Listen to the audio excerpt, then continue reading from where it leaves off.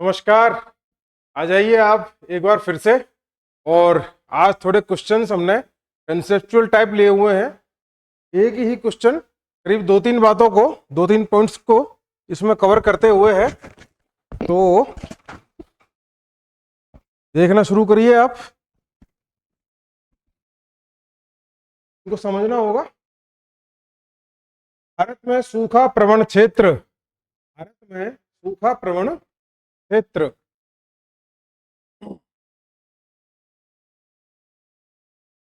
तो इसमें युग्म अत्यधिक सूखा प्रवण क्षेत्र राजस्थान का मरुस्थलीय और कच्छ का रण, बिल्कुल सही। गंभीर सूखा प्रवण क्षेत्र मराठवाड़ा और रायलसीमा, बिल्कुल सही है। मध्यम सूखा प्रवण क्षेत्र उत्तरी बिहार और असम, उत्तरी बिहार और असम इसमें नहीं आएंगे, ये सूखा प्रवण नहीं, ये बाढ़ग्रस्त क्षेत्र हैं। कैसे हैं? बाढ़ग्रस्त क्षेत्र हैं। मराठवाड़ा और रायलसीमा किसमें आ जाते हैं? वृष्टि छाया प्रदेश के अंतर्गत आ जाते हैं। तो इसमें है केवल दो, पहला और दूसरा सही है और तीसरा गलत है। नेक्स्ट, पश्चिमी घाट की तुलना में हिमालय क्षेत्र में भूस्खलन की घटनाएं अधिक विनाशकारी निरंतर, बिल्कुल सही बात है, कथन ए। क्योंकि कारण देखिए, पश्चिमी घाट विवर्तनिक रूप से अधिक सक्रिय और वहां की चट्टानें अत्यधिक कमजोर और असंगठित हैं। ये गलत है, क्योंकि पश्चिमी घाट एक दृढ़ भूखंड है, ठीक है ना, बहुत ही कठोर संरचना है पश्चिमी घाट। हाँ, हिमालय क्षेत्र नवीन वलित पर्वत, जो कि अभी अपने विकास की प्रक्रिया उसकी जारी है, ठीक है ना, नवीन वलित पर्वत श्रृंखला है, तो वहां इस प्रकार की भूस्खलन, भूकंप जैसी ये घटनाएं बिल्कुल निरंतर होती रहती हैं। परंतु पश्चिमी घाट सक्रिय नहीं है, वो क्या है? स्थिर है, ठीक है ना, ये स्थिर है पश्चिमी घाट पर्वत श्रृंखला। तो कारण इसका गलत हुआ, ए सही पर आर गलत है। नेक्स्ट, इसरो भारतीय अंतरिक्ष अनुसंधान संगठन भूस्खलन एटलस के नवीनतम आंकड़ों के अनुसार भारत के किस जिले को भूस्खलन के प्रति सर्वाधिक संवेदनशील घोषित किया गया है? इसका आंसर है रुद्रप्रयाग, ठीक है ना, उत्तराखंड का जिला रुद्रप्रयाग। नेक्स्ट, भारतीय कृषि अनुसंधान परिषद द्वारा मृदा के अमेरिकी कृषि विभाग वर्गीकरण के आधार पर भारत की मिट्टियों को, तो ये इनका जो अवरोही क्रम है, ये वैज्ञानिक वर्गीकरण है, ठीक है ना, ये वैज्ञानिक वर्गीकरण है मिट्टियों का। तो इसके आधार पर ये आंसर हुआ एल्फीसोल्स, इंसेप्टिसोल्स, एंटीसोल्स और वर्टिसोल्स, ठीक है।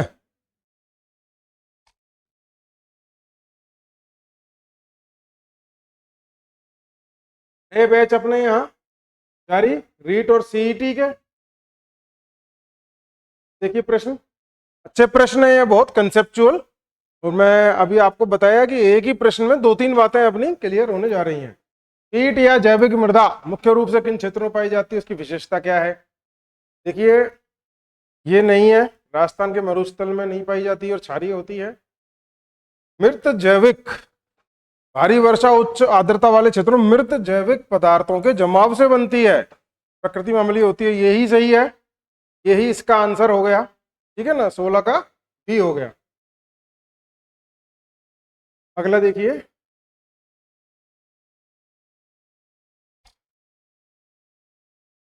ये अगला प्रश्न है, भूमि, वेटलैंड, पीहड़, चंबल क्षेत्र में, बिल्कुल सही बात है, ये कथन सही है।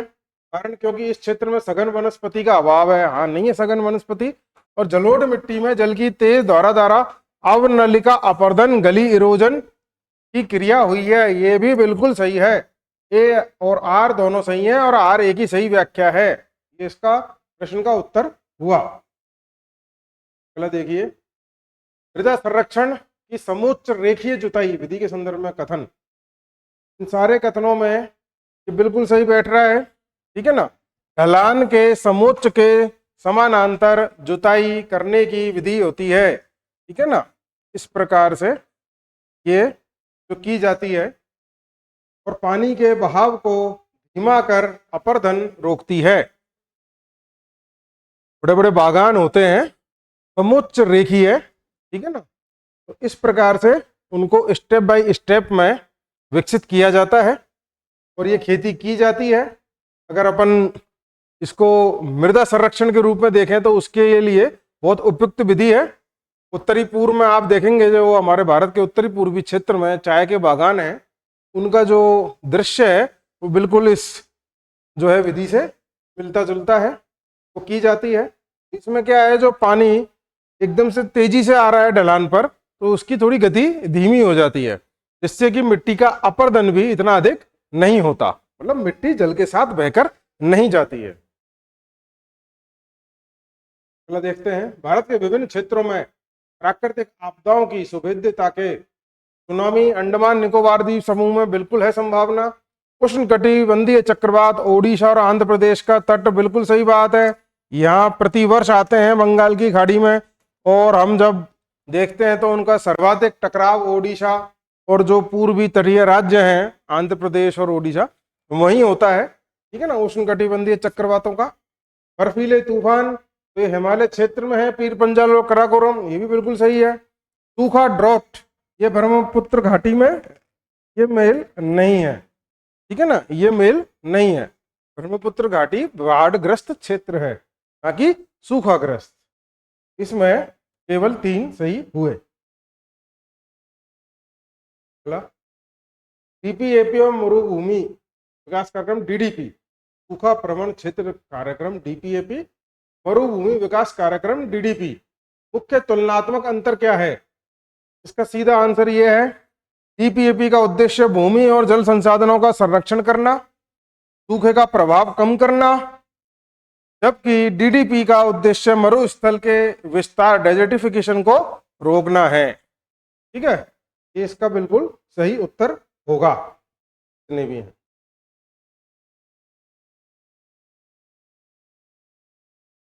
अगला देखिए अब आप, जैव अभियांत्रिकी बायो इंजीनियरिंग किस पर्पज के लिए? भूस्खलन जोखिम को कम करने के लिए। जैव अभियांत्रिकी में क्या शामिल होता है? कंक्रीट की मजबूत दीवार बनाना, ढलानों को समतल करके विस्फोटकों से उड़ाना, मिट्टी को बांधने, जल निकासी गहरी जगहों में। हाँ बिल्कुल सही, ये है इसका उत्तर, ठीक है ना। इस प्रश्न का उत्तर ये हुआ, मिट्टी को बांधने और जल निकासी में सुधार करने के लिए गहरी जड़ों वाली स्थानीय वनस्पति और घासों का रोपण करना। ये बायो इंजीनियरिंग में शामिल होता है, किसके लिए? भूस्खलन जोखिम को कम करने के लिए।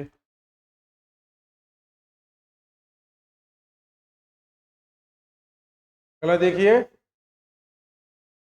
भारत में तांबे और बॉक्साइट का विशाल भंडार मौजूद है, जिससे भारत इन दोनों खनिजों के निर्यात में विश्व में अग्रणी है। तो सही बात है। तांबा मुख्य रूप से राजस्थान के खेतड़ी और मध्य प्रदेश के बालाघाट में, जबकि बॉक्साइट का सबसे बड़ा उत्पादक राज्य ओडिशा है। ये भी सही है, बिल्कुल दोनों कथन सही है और सही है व्याख्या है कि ये सही व्याख्या है। भंडार और उत्पादन संबंधी ये कारण हमको स्पष्ट कर रहा है। संकल्पनात्मक प्रश्न है, अवधारणात्मक, और इनको आप अच्छी तरह से इस प्रकार के प्रश्न भी फेस करने को मिले हैं, क्योंकि आजकल हर परीक्षा का स्तर थोड़ा उच्च किया हुआ है, ठीक है ना, अच्छा चल रहा है। ऐसे प्रश्नों का अगर समावेश हो तो उनको आप अच्छी तरह से हल करिएगा, सोल्व करिएगा। खनिज और उनके प्रमुख उत्पादक क्षेत्रों के युग्म देखिए, यूरेनियम जादूगढ़ा सही, जस्ता सीसा जावर राजस्थान, सोना हट्टी और कोलार कर्नाटक, हीरा पन्ना मध्य प्रदेश। सभी 4 युग्म सही हैं, सारे 4 युग्म सही हैं प्रश्न में।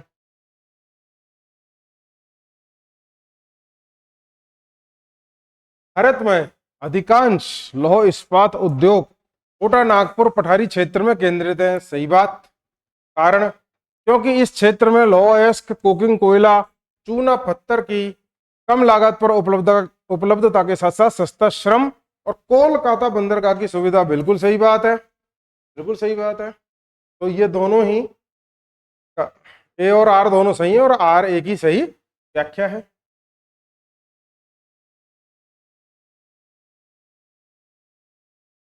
सूती वस्त्र उद्योग प्रारंभिक वर्षों में जब ये प्रारंभ हुआ था तो महाराष्ट्र और गुजरात तक ही सीमित था। इसका कंसंट्रेशन कहाँ था कॉटन टेक्सटाइल इंडस्ट्री का? महाराष्ट्र और गुजरात तक के क्षेत्रों में ही। तो इसके कारण देखते हैं हम, दक्कन के पठार से कच्ची कपास की, बिल्कुल सही बात है। आर्द्र तटीय जलवायु जो धागे को टूटने से बचाती है, बिल्कुल सही है। मुंबई और कांडला जैसे बंदरगाहों की उपस्थिति, ये भी सही है। मुंबई महाराष्ट्र और कांडला गुजरात। प्रचुर मात्रा में लौह अयस्क की निकटता, ये गलत है, ठीक है ना। ये जो क्षेत्र है यहाँ इतनी प्रचुर मात्रा में लौह अयस्क की निकटता नहीं है। इसका जो उत्तर है 1, 2 और 3 बिल्कुल सही। कथन 1, 2 और 3 तीनों सही है। हाल के वर्षों में चीनी मिलों उत्तर भारत से दक्षिण और पश्चिमी भारत, विशेषकर महाराष्ट्र, पढ़िए प्रश्न को।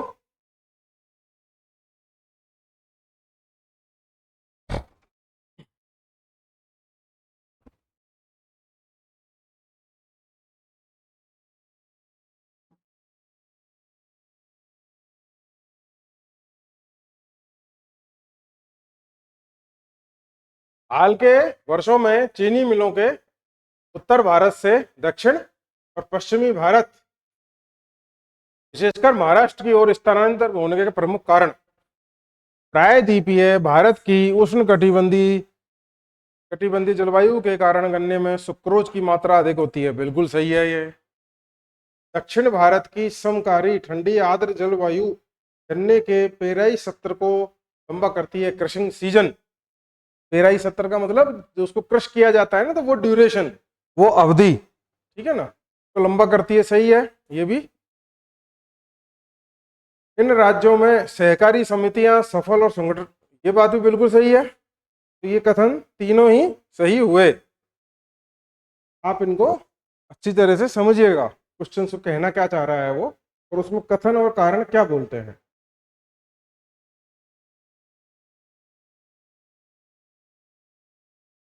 ठीक है, बस रिवीजन करते रहिए आप, और आ रहे हैं अभी आपके लिए अच्छे प्रश्न। निरंतर अपने रिवीजन को चलाते रहिए। तो परीक्षा आपके अभी 2 दिन, आज और कल के बाद परसों आपको ये फेस करनी ही है। धन्यवाद।